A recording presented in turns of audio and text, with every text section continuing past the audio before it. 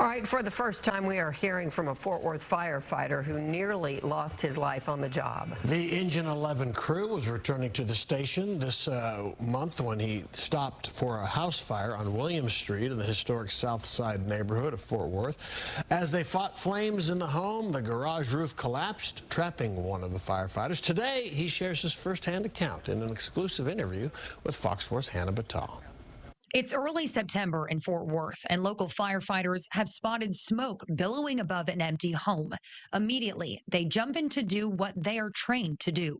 When you put on all the gear, you feel like a superhero and you feel invincible. 3-year veteran Caleb Halvorson and his crew worked piece by piece to knock out the flames, quickly making ground when the call for a 1-alarm fire turned into a mayday call.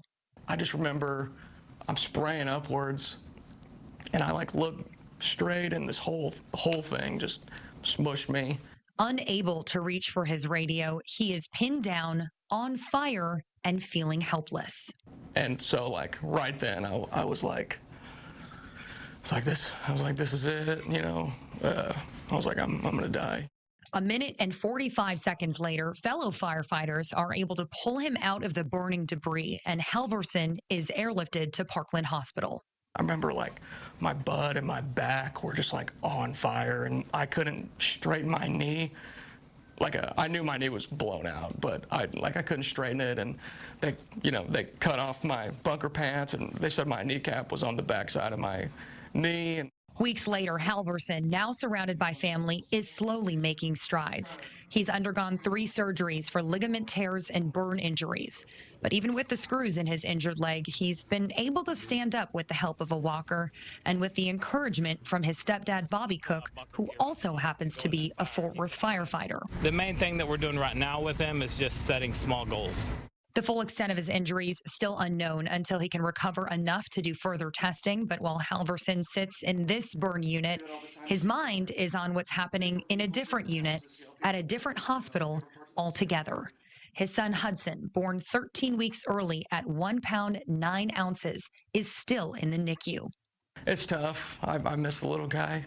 He's going to look so different now, and I'm so excited. And he got, I've never seen him without, he was always had oxygen going through his nose. The new father, more motivated than ever to get back to his old life with a brand new perspective. I'll get home someday, and with my wife, and my son will get home someday.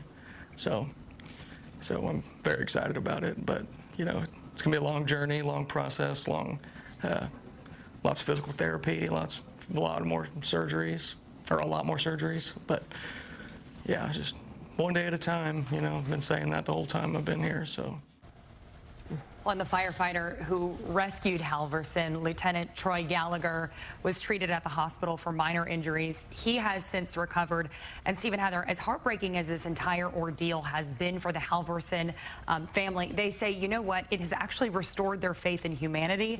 Halvorson's wife told me, as strange as it is, seeing the outpouring of support and love they've received from the community, even an association that created an online fundraiser for them, has already raised more than $160,000.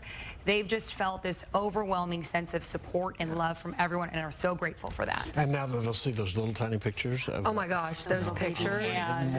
More support. So how is the baby? How's Hudson? Well, Hudson is now on day 101 in the NICU. I mean, you saw how little he was there. He has grown a ton. Dad, as you heard, mentioned that he's now breathing on his own. That was a major hurdle he had to clear. The next one is being able to eat on his own. So once that happens, I'm told he'll then be able to go home, hopefully around the same time as Dad, and then they can all be together But again. like Dad said, one day at a time, and they'll get through it. Yes. All right. Thanks for bringing us the story, Hannah. Thank you, guys.